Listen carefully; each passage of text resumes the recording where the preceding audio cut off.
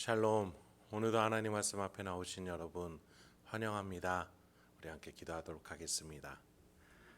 하나님, 오늘도 우리에게 귀한 하나님의 말씀을 주시니 감사합니다. 이 말씀을 들을 수 있는 귀를, 순종할 수 있는 우리의 의지를 허락하여 주시옵소서. 말씀이 깨달아질 때마다 기억하고 또 마음에 새겨서 오늘 하루도 하나님의 자녀답게 살아갈 수 있도록 이 시간에 역사하여 주시옵소서. 예수님의 이름으로 기도했습니다. 아멘.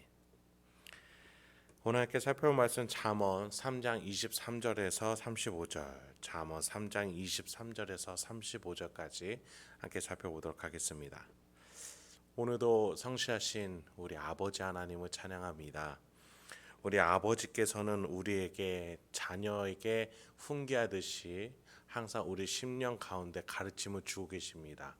성령 하나님을 내주시켜 주셔서 우리가 하나님의 뜻을, 그 깊은 하나님의 깊은 것까지도 통달하시는 성령 하나님께서 우리에게 가르쳐 주시고 조명해 주고 계십니다. 그렇게 우리는 우리의 실생활을 하나님의 뜻이라는 지혜로 살아가는 것입니다. 세상의 지혜는 우리가 높아지게끔 하는 데 도움을 줍니다. 물론 그것이 무조건 필요 없는 것은 아닙니다. 그런데 우리 마음속에서 세상의 지혜는 탐욕을 불러일으키고 우리의 욕망을 불지핍니다. 하나님의 나라는 낮아지는 데 필요한 지혜들을 먼저 제공해 줍니다. 그 지혜로 순종했을 때 하나님이 우리를 높여주십니다. 그래서 우리는 어떻게 하나님이 주시는 지혜로 용기 있게 낮아질 것인지, 무엇을 믿으며 섬길 것인지에 대해서 하나님의 뜻 안에서 하나하나 찾아가는 것이죠. 여러분, 결코 우리는 우리의 의지와 능력으로 낮아지고 섬길 수 없고 사랑할 수 없습니다. 하나님의 지혜가 우리를 깨닫게 했을 때 우리는 예수님처럼 섬길 수 있는 사람이 되는 겁니다. 본문을 살펴보죠. 먼저 23절부터 26절은 하나님의 지혜로 다스리며 살아가는 자의 삶에 대해서 이렇게 말해줍니다. 네가 내 길을 평안히 행하겠고 네 발이 거치지 아니하겠으며 네가 누울 때에 두려워하지 아니하겠고 네가 누운즉 네 잠이 달리로다. 너는 갑작스러운 두려움에도 악인에게 닥치는 멸망도 두려워하지 말라. 대저 여호와는 네가 의지할 이신이라. 네 발을 지켜 걸리지 않게 하시리라. 지금 솔로몬이 우리에게 지혜로 사는 삶, 하나님의 지혜로 사는 삶이 얼마나 평안한지에 대해서 말해줍니다. 하나님의 지혜대로 살아갈 때에 우리의 실생활에서의 유익을 말해주지 않습니까?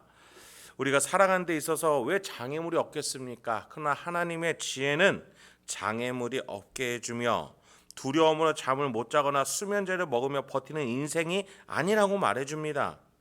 오히려 두려움이 갑자기 와도 의연하게 대처할 수 있는 인생이다 말해줘요.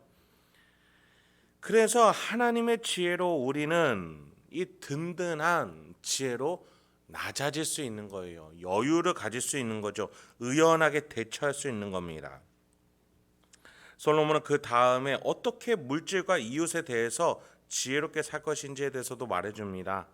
27절부터 31절입니다.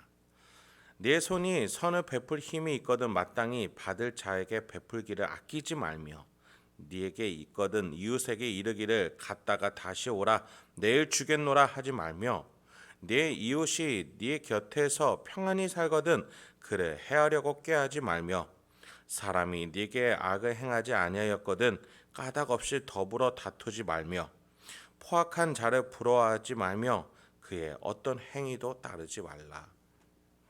여러분, 지금 이 본문에서 사람의 가진 자의 심리를 잠시 살펴볼 필요가 있습니다. 예수님은요, 갖는 것에 대해서 산상수훈에서 이렇게 설명하신 적이 있어요. 너희는 보물을 땅에 쌓아두지 말고 땅에 쌓아두지 말라라고 하셨죠. 땅에는 좀 먹고 녹슬고 못 쓰게 되고 도둑이 뚫어 들어와 훔쳐 가기도 한다. 그러니 하늘에 쌓아둬라라고 말씀하셨습니다. 그렇습니다. 우리가 이 땅에서 갖게 되면은 어떠한 마음과 생각을 갖게 됩니까? 이게 가치를 점점 잃어가는 것은 아닐까? 누군가 뺏어가는 건 아닐까? 이러한 생각이 자연스럽다는 거예요. 그러니 예수님은 가져 있는 상태에 대해서 뭐라고 하세요? 선하게 사용함으로 하늘에 쌓아두라라고 말씀하시는 거예요. 갖고 있는 상태가 다르죠. 나를 위해서 땅에 쌓아둘 것인가? 타인을 위해 선하게 사용함으로 하늘에 쌓아둘 것인가? 하늘에 쌓아둔 자들은 염려함이 없는 것이죠.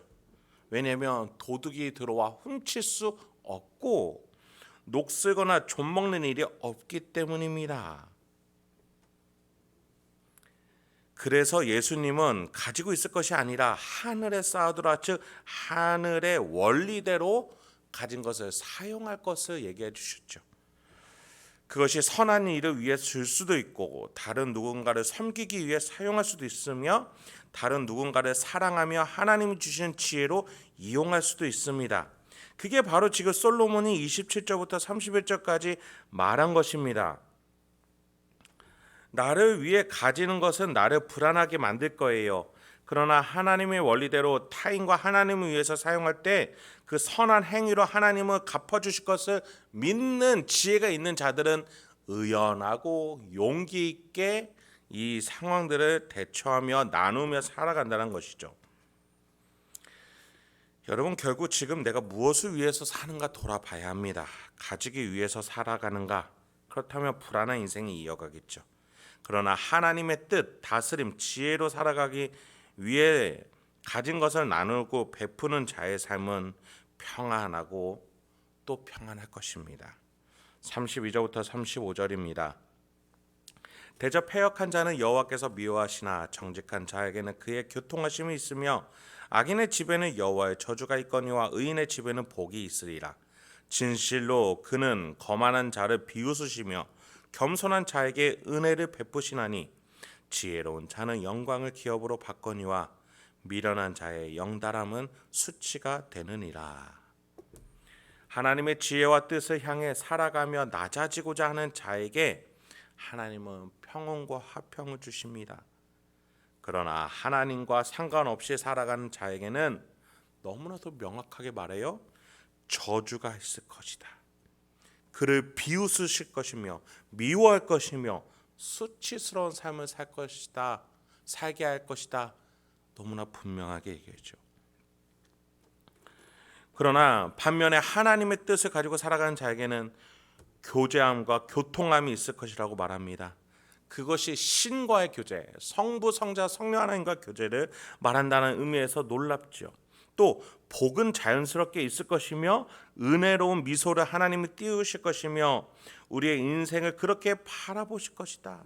마침내 영광을 기업으로 받는 가장 높은 곳으로 우리를 인도해 주실 것이다. 영광을 기업으로 받는다. 너무나 놀랍지 않습니까?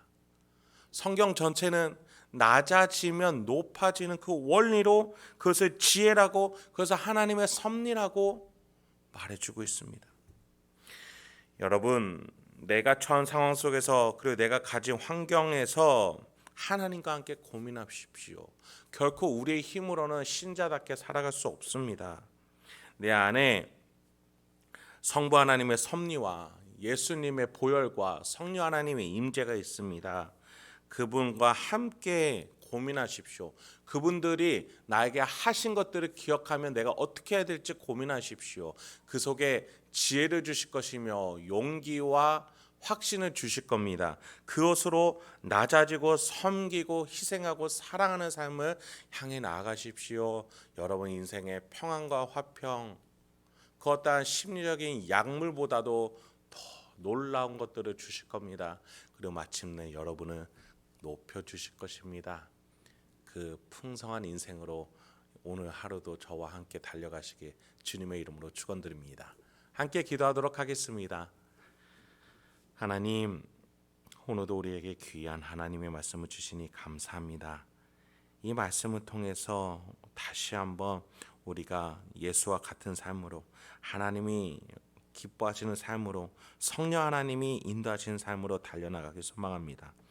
오늘도 내가 붙잡기 위해서 살아가는 것이 아니라 나누기 위해서, 섬기기 위해서 나가게 하여 주시옵소서. 그래서 하나님이 높여주시는 인생을 경험하는 우리가 되게 하여 주시옵소서. 그렇게 오늘도 지혜로운 인생으로 인도하여 주시옵소서. 예수님의 이름으로 기도했습니다. 아멘.